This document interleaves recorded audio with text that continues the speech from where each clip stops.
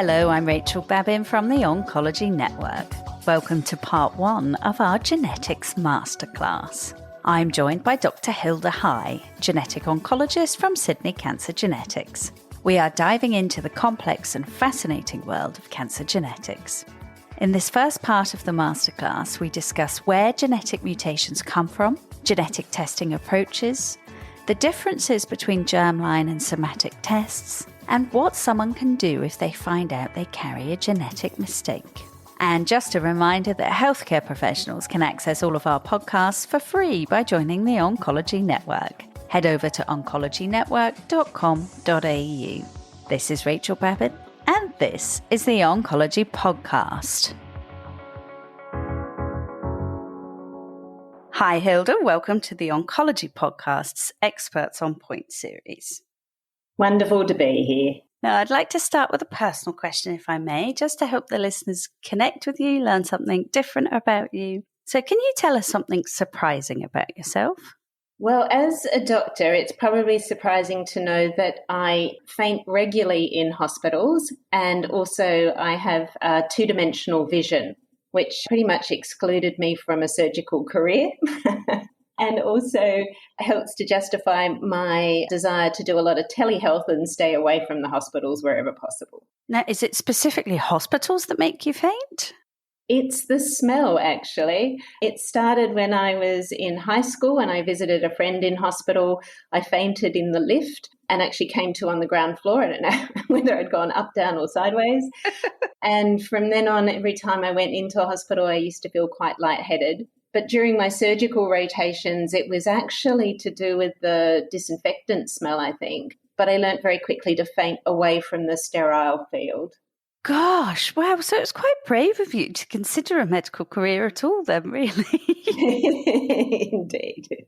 And how does the 2D vision affect you in your daily work, your daily life? I don't think I've ever met anyone with 2D vision before. It's actually not that rare. In effect, you develop the ability to see in 3 dimensions, and if that doesn't happen by the age of about 2.5 or 2, you will never develop that ability. The cells themselves just don't work that way. I had a squint as a child and it wasn't corrected, and so the brain suppressed one image so that I was only seeing through one eye at a time. So I also have something called amblyopia. That's when you just get one image, one eye at a time. And the two-dimensional vision is because I only see through one eye. I don't get that stereoscopic effect. But in effect, I don't know any different. I just know I'm very bad at ball games. They normally hit me in the head by the time I know when to catch them. But in terms of things like parking and walking down the street, just like you can detect depth in a photo, it's no different. If you close one eye, you still know pretty much where you are. It's interesting that you mention photos because I know that you're a keen photographer. I wondered how your vision must affect that kind of hobby, or if it perhaps was an inspiration for it, that you kind of got into photography because of the way that you see the world. I think the real reason I got into photography is I'm a keen hiker, and I decided to do a few more of the so-called luxury hikes where they carry your gear. And to justify that, I thought, well, I better bring along a heavy-looking camera because that'll justify the carrying of the gear. And then I just found I loved it. It was also an excuse to stop and have a rest when the hiking got a bit intense. But no, I do think people don't realise just how many other cues you use in terms of lighting, shadows, and I love that about photography. But yes, very much an amateur, interested photographer. Lots of surprising things we've learned about you. So now we'll move on to what we're here to discuss today, which is cancer genetics. Now, the genetics field is constantly evolving, and there is sometimes confusion amongst the public and healthcare professionals about the role of genetics in oncology. So today I'm hoping you can give us a bit of a masterclass and address some of the more persistent myths and answer some FAQs for us. Let's start right back at the beginning, if we may. So where does cancer come from and why does anyone get it? A really good question. So cancer occurs when genes that tell a cell when to grow, when to die, and how to behave are damaged. And this happens because every time a cell divides, it has to make an exact copy of itself. And that means making an exact copy of all that DNA. It's actually billions of letters of code. They say if I was to type it out just once, it would take me 2 or 3 years. Now, we can show today that when the cells do it, much, much faster, they make about 100,000 spelling mistakes. That's each cell each time it divides. But where those mistakes land in the code is fairly random, and we have the equivalent of spell checkers, grammar checkers that can look for and fix those mistakes, and quality assurance measures that can shut down a damaged cell. But some of those mistakes are going to sneak through. If enough mistakes build up on those key genes that tell cells when to grow, when to die, how to behave, you'll end up with a cell that grows when it shouldn't, doesn't die when it should, and stops following the rules. And that's cancer. But it does take time, and that's why most cancer occurs at an older age, but it can occur even in children. And in effect, all cancer is genetic. Oh, that's a very interesting analogy about the spell checkers. I really like that. It's very easy to visualize. So where do the genetic mutations come from? Well, with respect to the inherited mistakes, what we call germline mutations, somebody in that family had to go first. We call that a de novo mutation, from new. In that case, either as the egg was made or as the sperm was made, a mistake occurred, or more often, the egg and sperm were fine, but as that fertilized egg went from 1 cell to 2 cells to 4 cells or 8 cells, a mistake can be made. If a mistake is made that early on, it'll end up in every cell of that person. And if it's in every cell, it'll be in the cells that you then use to make an egg or sperm. So if you inherit a mistake, if it comes over in the egg or the sperm, it's there when you're 1 cell, it's in every cell, but somebody has to go first. So in terms of where they come from, the ones in an adult body, they're building up each day, but they're just happening in that particular cell. Whereas with the germline mutations, the ones that you can inherit, they've usually come from the egg or from the sperm, from your mum or from your dad. And so does that mean that they're always going to be passed on, or can they skip a generation? Really good question. Again, in terms of skipping a generation, the short answer is no.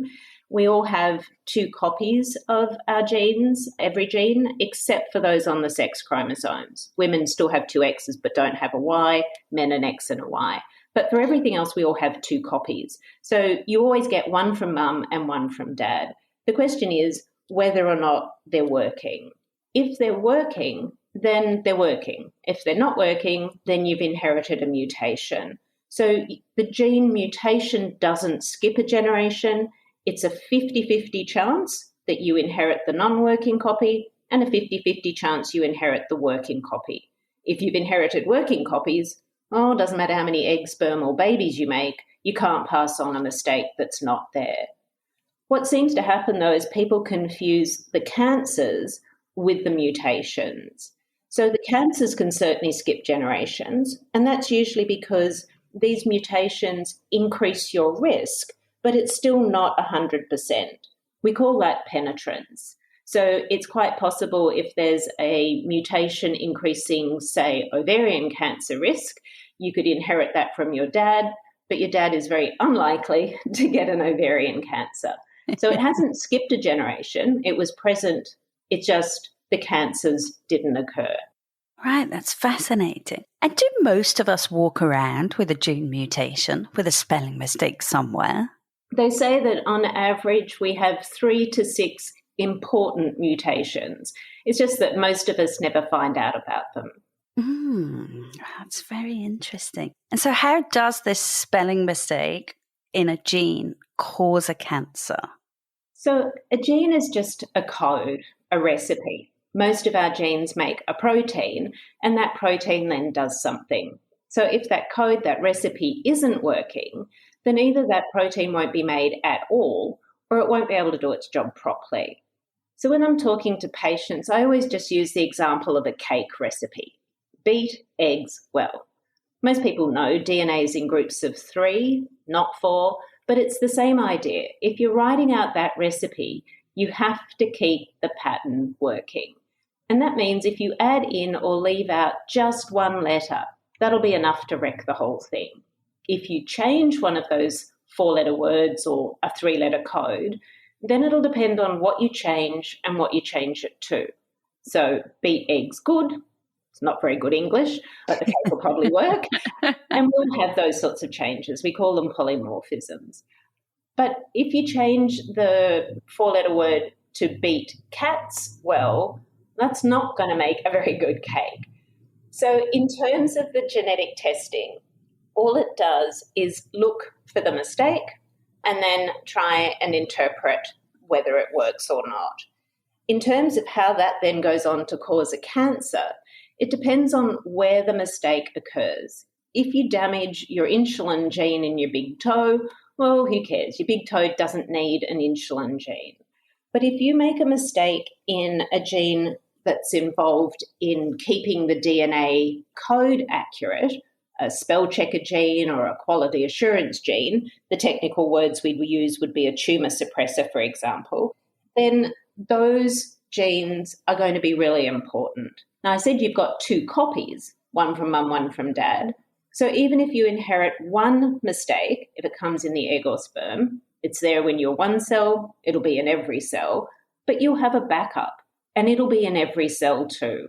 Most of these sorts of genes are so important that you can't have two mistakes. Usually the babies won't even grow, or they'll develop devastating conditions while they're children. So if you take Angelina Jolie, very famous person who carries a genetic mistake, she inherited a mistake from her mum. It was there when she was one cell, but she has a backup. So she can still make that protein. In the case of these spell checker genes, that particular protein works with a whole lot of others to fix mistakes in the DNA. So she can still do that. The problem is we just said any gene can be damaged, switched off, or interfered with. If that then happens to the second copy, the mistakes will build up much faster in that particular cell because it doesn't have that spell checker function. And that's why we start to see more cancer and cancer at a younger age. The second way that mistakes in genes increase cancer risk is by switching on something that should have been switched off. These are usually growth genes or what we refer to as oncogenes. The best example is probably a gene called APC. When this gene is damaged, you basically make thousands of polyps. We have to start screening at 12 and often have to remove the whole of the colon by the time the person's 18. Now, most people know that polyps can become cancers. They normally take 10 years or more for that process to happen. But if you start making polyps at 12 and you're making thousands of them, the chance that one of those could build up enough mistakes and become a cancer is going to be high. So the way that genes increase cancer risk is by interfering with the processes that protect us from cancer. So mistakes in genes that protect us from cancer, that's when you're going to get increased cancer risk. That's fascinating. Thank you. So I'm going to move on now to kind of the practicalities, now that we understand the mechanisms and the maths actually of how that works. So how does the testing work? Say, for example, you might know in your family history that, there has been a lot of certain types of cancers. So how does the testing work? So if we're looking for an inherited mistake, we don't have to look anywhere tricky. If you inherited it and it was there when you're one cell, it'll be in every cell. So we just need some DNA.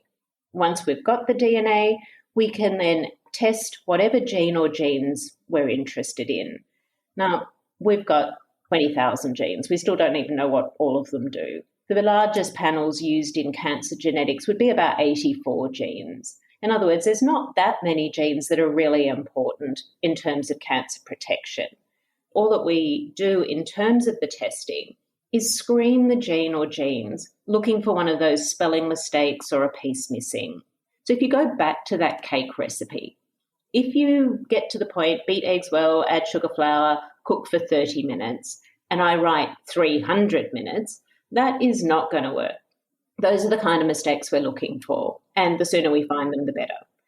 If I write 29 minutes, well, who cares? 29 minutes, 30 minutes, we know the cake will be fine. The lab won't even tell us about those sorts of changes. Sometimes, though, we find a mistake that we don't yet understand. What does 27 minutes mean, or 25 minutes? Does it work? Does it not work? Sometimes we really don't know. We call these variants of uncertain clinical significance. So once we do the test and find a change, we put it into one of those 5 classes. The class 4 and 5 are the ones we know do cause problems. The 1 and 2 are the ones we know don't cause problems.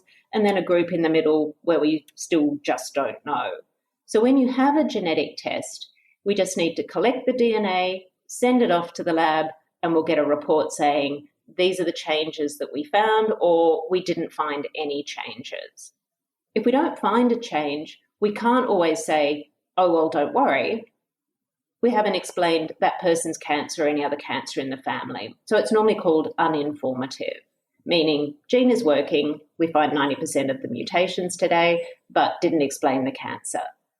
Other times we might be doing a predictive test. It's called predictive because we know about a mistake in a blood relative and that patient either carries the mistake or they don't. So a very yes or no test at that point. So genetic testing can be looking for mistakes where we're searching the whole of the gene, or it can be looking for a very specific mistake that has been causing problems in that family. And so you mentioned that you only look for about 85 genes. Is that a number that moves as we discover more? Yes, indeed. So in fact, the panel that I use the most often just looks at 13 genes that increase breast, ovarian, prostate and pancreas cancers. The larger panels used in Australia are usually around sort of 27 genes. But indeed, we are finding more mistakes that can, or more genes that are important in protecting us from cancer. But these are often really quite rare, or they might have quite a modest impact. One of the things that people will hear about in the next 5 or 10 years will be the polygenic risk scores. So in the setting of breast cancer, for example, we know of perhaps 300 or 400 genes that increase breast cancer risk a bit. By a bit, I mean it might change a woman's risk from 10% to 10.2%. You're not going to do anything differently about that. But these polygenic risk scores might be useful in a family where there just seems to be a lot more cancer or younger onset cancer, and our standard testing of that sort of 13 genes hasn't identified a cause. So something to look out for, but yes, definitely we are testing more and more genes. But I don't think we're going to find lots of very high-risk genes. I think most of those ones we've already identified. Interesting. Thank you. Now, something that comes up on the podcast a lot is somatic testing versus germline testing. So what's the difference between genetic testing done on a cancer sample versus genetic testing that's done via the blood, via a DNA sample? Indeed. So the one via the blood, that's the germline, the idea being if there's a mistake in every cell, we can find it in the white cells in the blood. When we do the test on the tumour, we call that somatic. It just means in the tissue or of the tissue. And that's because many of these genes drive cancer growth. So when we test the tumour for this, we're looking for those sorts of mistakes. Usually these are very important genes where if you did inherit a mistake, it would cause devastating conditions that would either not be compatible with life or conditions that we would pick up at a very young age. But in the tumour, cancer cells are very disorganized, very chaotic. Here we're talking about mistakes not just in a recipe or in a book, but in the entire library. In other words, entire chromosomes could be missing. We call that loss of heterozygosity, or multiple copies of one gene may be made. We call that amplification. There may also be genes that are being spliced together. So a recipe that might read a roast beef chocolate pudding cake, not going to work out very well. In terms of the genes, though, these are usually genes where you've put one gene that's normally switched on, joined up with a gene that should normally be switched off. And so now you've got a growth gene that's permanently switched on. We call these translocations. So in terms of the tumour testing, it's done for different reasons. Some very simple tumour testing might just be looking for the protein made by that gene. These sorts of staining tests are very common. For example, looking for the estrogen receptor expression in a breast cancer. We can also use the tumour testing to look for a druggable target, something that we might have a particular treatment for. This is quite commonly done in colon and lung cancers. It'll tell us which treatments are going to work, but also which treatments will have a resistance. Perhaps people may know about testing the tumour for BRCA mutations. This is now done in advanced ovarian and prostate cancer. Another type of tumour testing that's done, though, is looking to see whether this is the type of cancer that's likely to recur, that's going to cause problems in the future. This kind of prognostic testing is things like EndoPredict Oncotype that are used in the breast cancer setting, for example, and they help determine whether or not this patient should be receiving chemotherapy or whether they're the kind of patient where the chemotherapy is not going to add a lot of benefit. And then lastly, we can do a very comprehensive test. We can search the tumour for mistakes that are driving that cancer growth. It's more expensive. It's about $1,800 to $2,500. This kind of testing is usually done via something like a TrueSight 500 panel, and its idea is to look for unexpected mutations, perhaps, something that might have a treatment that can be used off-label, and also it can help a patient enroll in a research study. So most cancers don't need that kind of testing, but if you've got the kind of cancer that's not responding to the current therapies or it's very advanced or metastasized, that kind of somatic testing can be really important. Do you think the cost of these tests will go down over time? It's an interesting question because there have been significant price drops over the years. So the average panel that I use today costs somewhere between, say, $300, $400 and $600. The test for the tumour, there is a company that's still charging between $5,000 and $10,000 and has been for over 10 years. But for most of the companies, they have become a lot cheaper and also a lot more accessible as the technology has improved.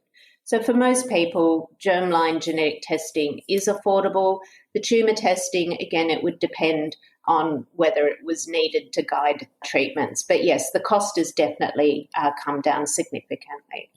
That's an interesting insight, and perhaps it's naive, but I always assumed that actually the germline testing, because you're looking at more different genes, would have been more expensive than the somatic testing. Yeah, I think one of the things is in the past, our techniques were very slow and that took up a lot of lab time. We didn't have the computers to help us. Now, a lot of the processes are automated, so we can quite literally screen thousands of genes just overnight.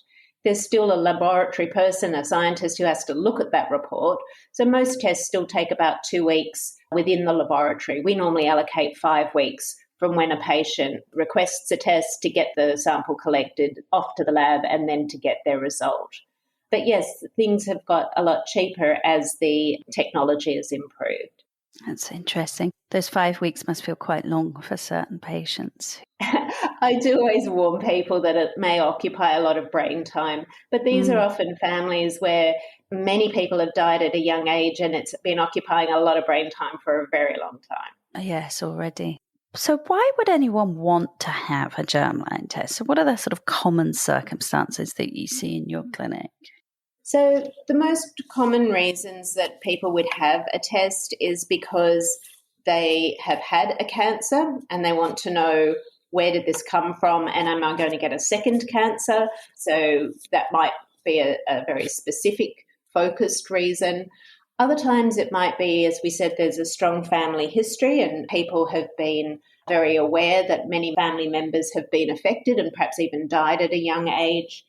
Other times it's because they're worried about their children. They've had a cancer. What does this mean for my daughters? What does this mean for my sons? It is possible today to prevent a mistake we know about being passed to the next generation through a technique called pre-implantation genetic diagnosis, where we can do the predictive equivalent of a genetic test on one cell, the DNA extracted from just one cell. So sometimes it's about not passing a mistake that's caused a lot of problems on to the next generation. So is that something that is used, for example, during IVF? So in IVF, people don't normally have a genetic test unless there's a reason to have a test for a cancer gene. The type of testing that's normally done when people are planning a family, what we think of as preconception testing or carrier screening, normally looks for very rare mistakes that are perhaps a 1 in a million situation, but where if that does occur, if you get a mistake from your mum and from your dad, the child is very badly affected, probably doesn't survive to adulthood.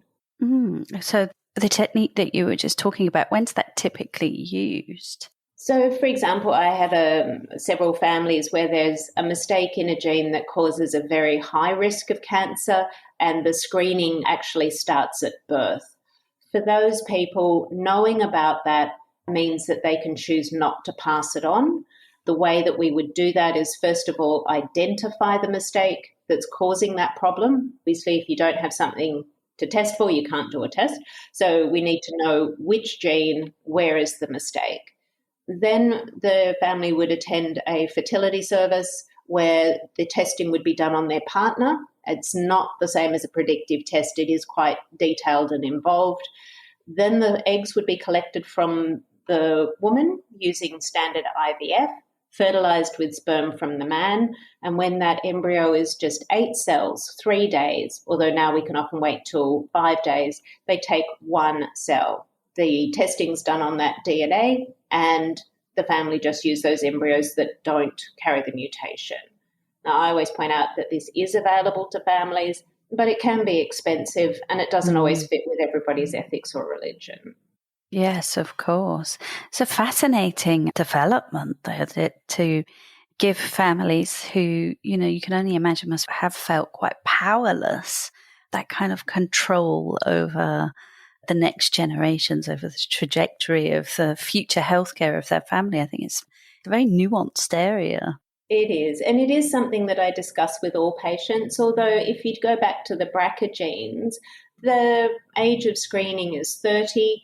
There's a lot we can do to reduce risk, so not everybody wants to go ahead with that, but there are certainly some inherited cancer syndromes that if you had an option not to pass them on, many families would do that.